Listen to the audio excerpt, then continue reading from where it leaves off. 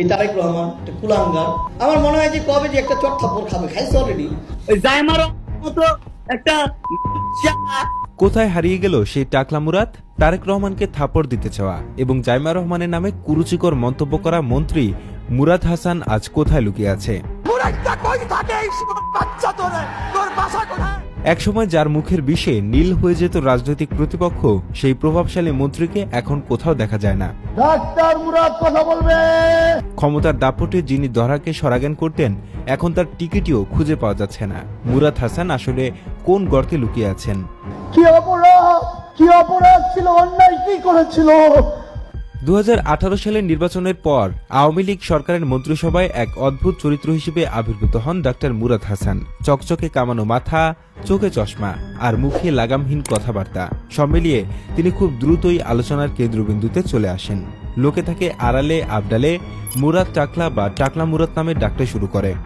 আমার এই সমস্ত গালিগালাজ করে ছোট করা যাবে? তোদের কলিজায় খোঁচা দিতে আমার বুক কাঁপে না রে। কিন্তু এই নাম বা সমালোচনা তার গায়ে লাগতো না, বরং পৈতৃক সূত্রে পাওয়া মুরাদ হাসান নামটির চেয়ে তার বিতর্কিত কর্মকাণ্ডই তাকে বেশি পরিচিত করে তোলে। এই বিসমিল্লাহির রহমানির রহিম সংবিধানে থাকতে পারে না। তার আচরণে ডাক্তারির লেশমাত্র ছিল না, বরং তার আচরণ একজন আগ্রাসী মাস্তানের মতো, যিনি মনে করতেন ক্ষমতা চিরস্থায়ী। ক্ষমতার চেয়ারে বসার পর থেকে মুরাদ হাসান যেন এক ভিন্ন জগতের বাসিন্দা হয়ে যান। তার প্রধান কাজে ছিল বিরোধী দলকে, বিশেষ করে জিয়া পরিবারকে আক্রমণ করা। খুনি জিয়াউর রহমান পাকিস্তানের দালাল, বেহায়া লম্পট লুচ্চা এগুলা বানাই দিছে রাষ্ট্র ধর্ম ইসলাম। আর সেই আক্রমণ রাজনৈতিক শিষ্টাচারের কোনো ধার ধারত না। তারেক রহমানকে তিনি প্রকাশ্যে গালিগালাজ করতেন। ও বেগম জিয়ার পোলা না কার পোলা এটা আল্লাহ জানে। এমনকি তারেক রহমানকে পেলে তিনি চর থাপ্পড় মারবেন, এমন কথাও তার মুখ থেকে বের হয়েছে অবলীলায়। কিন্তু মুরাদের দৌরাত্ম্য শুধু পুরুষদের মধ্যে সীমাবদ্ধ ছিল না, তিনি টার্গেট করেছিলেন নারীদের। বিএনপি চেয়ারপারসন বেগম খালেদা জিয়াকে নিয়ে তিনি যেমন অশালীন মন্তব্য করেছেন, তেমনি তার নাতনি অর্থাৎ তারেক রহমানের মেয়ে জাইমা রহমানকে নিয়েও এমন কুরুচিপূর্ণ ও অশালীন কথাবার্তা বলেছেন। জাইমা রহমানের মতো একজন তরুণীকে নিয়ে তার মন্তব্য এমনই ছিল যে খোদ আওয়ামী লীগের অনেক নেতাকর্মীও বিব্রত বোধ করেছেন। কিন্তু মুরাদ থামেননি। তিনি ভেবেছিলেন শেখ হাসিনাকে খুশি করতে পারলেই তার 7 খুন মাফ। কিন্তু পাপ তো আর বাপকেও ছাড়ে না। মুরাদের পতনের ঘণ্টা বাজতে শুরু করে তার নিজের আচরণের কারণেই। ক্ষমতার গরমে তিনি এতটাই অন্ধ হয়ে গিয়েছিলেন যে সাধারণ মানুষ তো দূরের কথা, নিজের নিরাপত্তারক্ষী বা ড্রাইভারের সাথেও তিনি অমানবিক আচরণ শুরু করেন। একবার নিজের নির্বাচনী এলাকার এক রোগীকে দেখতে তিনি রাজধানীর এক নামকরা হাসপাতালে যান। হাসপাতালের গেটে গাড়ি থেকে নামার পর তিনি ভেতরে প্রবেশ করেন, কিন্তু তার গাড়িটি গেটেই দাঁড়িয়ে থাকে। হাসপাতালের সিকিউরিটি গার্ডরা নিয়ম মেনে ড্রাইভারকে গাড়িটি সরিয়ে নিতে অনুরোধ করেন। ব্যাস, এটুকুই ছিল তাদের অপরাধ। গাড়ির ড্রাইভারও ছিলেন মুরাদের মতোই গরম মেজাজের। তিনি সাফ জানিয়ে দেন প্রতিমন্ত্রীর গাড়ি যেখানে ইচ্ছা সেখানেই থাকবে। এ নিয়ে শুরু হয় তর্কাতর্কি। হইচই শুনে হাসপাতাল থেকে বেরিয়ে আসেন স্বয়ং মুরাদ হাসান। মজার ব্যাপার হলো, তিনি কোনো কথা না শুনেই সোজা গিয়ে ওই সিকিউরিটি গার্ডের গালে সপাটে এক চর বসিয়ে দেন। একজন প্রতিমন্ত্রী, একজন ডাক্তার, তিনি কিনা গায়ে হাত তুললেন একজন নিরাপত্তারক্ষীর। সেই খবর চলে যায় প্রধানমন্ত্রীর কাছে। শেখ হাসিনা প্রচণ্ড বিরক্ত হন। শাস্তি হিসেবে তাকে স্বাস্থ্য মন্ত্রণালয় থেকে সরিয়ে তথ্য ও সম্প্রচার মন্ত্রণালয়ে পাঠানো হয়। সবাই ভেবেছিল হয়তো মন্ত্রণালয় পরিবর্তনের পর মুরাদ হাসান একটু সংযত হবেন, কিন্তু না। যার স্বভাব যায় না মোলে, তার কি আর মন্ত্রণালয় বদলে লাভ হয়? তথ্য মন্ত্রণালয়ে গিয়ে তিনি আরও বেপরোয়া হয়ে ওঠেন। এবার তার নজর পড়ে শোবিজ জগতের দিকে। সিনেমার মহরত অনুষ্ঠান হোক বা অন্য কোনো আয়োজন, মুরাদ হাসান সেখানে গিয়ে নায়িকাদের নিয়ে কুরুচিকর মন্তব্য করতে শুরু করেন। তার ভাষা এবং অঙ্গভঙ্গি ছিল এতটাই আপত্তিকর যে অনেকেই তার সামনে অস্বস্তিতে পড়তেন। তবে মুরাদ হাসানের কফিনে শেষ পেরেকটি ঠুকে দেয় চিত্রনায়িকা মাহিকে নিয়ে ফাঁস হওয়া ফোনালাপ। সেই ফোনালাপে শোনা যায় মুরাদ হাসান মাহিকে দেখা করার জন্য জোর করছেন। মাহি এড়িয়ে যাওয়ার চেষ্টা করলে মুরাদ তাকে অকথ্য ভাষায় গালিগালাজ শুরু করেন। তিনি বলেন আইনশৃঙ্খলা বাহিনী দিয়ে মাহিকে তুলে আনবেন, এমনকি 5 তারকা হোটেলে ধরে এনে তাকে শ্লীলতাহানির হুমকিও দেন।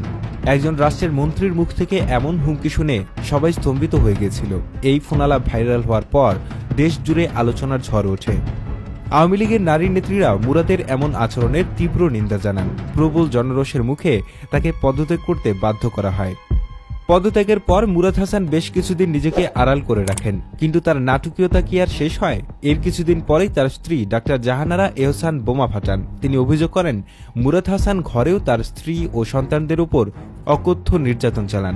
মাতাল অবস্থায় গালিগালাজ এবং মারধর করা ছিল তার নিত্যদিনের অভ্যাস। পরিস্থিতি এতটাই খারাপ হয় যে মুরাদের স্ত্রী জাতীয় জরুরি সেবা 999-এ ফোন করে পুলিশের সাহায্য চান। পুলিশ ধানমন্ডির সেই বাসায় যাওয়ার আগেই অবশ্য মুরাদ বাসা থেকে পালিয়ে যান। নিরাপত্তার স্বার্থে পুলিশ মুরাদের স্ত্রী ও সন্তানদের থানায় নিয়ে জিডি করায় এবং বাসা থেকে মুরাদের লাইসেন্স করা অস্ত্রগুলো জব্দ করে। মন্ত্রিত্ব হারানো এবং দল থেকে কোণঠাসা হওয়ার পর মুরাদ হাসান দেশ ছাড়ার পরিকল্পনা করেন। তিনি ভেবেছিলেন কানাডায় গিয়ে আরাম আয়েশে দিন কাটাবেন, কিন্তু এখানেও বিধিবাম। শাহজালাল আন্তর্জাতিক বিমানবন্দরে তাকে দেখা যায় এক অদ্ভুত বেশে। মুখে কালো মাস্ক, চোখে কালো চশমা, মাথায় ক্যাপ আর গায়ে কালো ব্লেজার। যেন সিনেমার কোনো খলনায়ক গোপনে দেশ ত্যাগ করছেন। কিন্তু কানাডা তাকে গ্রহণ করেনি। শোনা যায় করোনার টিকার সঠিক সনদ না থাকায় বা তার বিতর্কিত কর্মকাণ্ডের কারণে কানাডার বর্ডার পুলিশ তাকে ঢুকতে দেয়নি। এরপর তিনি দুবাই যাওয়ার চেষ্টা করেন, কিন্তু সেখানেও তাকে ফিরিয়ে দেওয়া হয়। কোনো দেশে ঠাঁই না পেয়ে চোরের মতো গোপনে দেশে ফিরে আসেন তিনি। বিমানবন্দর থেকে বেরিয়ে তিনি সোজা আত্মগোপনে চলে যান। দেশে ফিরে আসার পর মুরাদ হাসান আর আগের মতো প্রকাশ্যে আসেননি। তিনি বুঝতে পেরেছেন তার দিন শেষ। তিনি নিজের জেলা জামালপুরেও যেতে পারতেন না। দীর্ঘ 2 বছর পর 2024 সালের নির্বাচনের আগে তাকে হঠাৎ জামালপুরের এক জানাজায় দেখা যায়। তিনি চেয়েছিলেন নির্বাচনে দলের মনোনয়ন নিয়ে আবারও রাজনীতিতে সক্রিয় হতে, কিন্তু আওয়ামী লীগ তাকে আর সেই সুযোগ দেয়নি। দলের হাইকমান্ড তাকে ছুঁড়ে ফেলে দিয়েছিল টিস্যু পেপারের মতো। ক্ষমতার স্বাদ হারানো মুরাদ তখন থেকেই এক প্রকার গৃহবন্দী জীবনযাপন করছিলেন। তবে 5 আগস্টের পর পরিস্থিতি সম্পূর্ণ বদলে যায়। গণঅভ্যুত্থানে শেখ হাসিনা সরকারের পতনের পর আওয়ামী লীগের অনেক নেতাই দেশ ছেড়ে পালান। মুরাদ হাসানের কি হলো? 5 আগস্টের পর তার বিরুদ্ধে সারা দেশে একাধিক মামলা হয়েছে। আদালত তার বিরুদ্ধে গ্রেপ্তারি পরোয়ানা জারি করেছে। গ্রেপ্তারের ভয়ে তিনি আবারও আত্মগোপনে চলে যান। জানা গেছে তিনি ধানমন্ডির একটি অভিজাত ফ্ল্যাটে লুকিয়েছিলেন। ফ্ল্যাটটি তার নিজের টাকায় কেনা হলেও চালাকির আশ্রয় নিয়ে তিনি সেটি অন্য একজনের নামে রেজিস্ট্রেশন করে রেখেছিলেন। এই গোপন ডেরায় তিনি অত্যন্ত গোপনীয়তার সাথে বাস করছিলেন।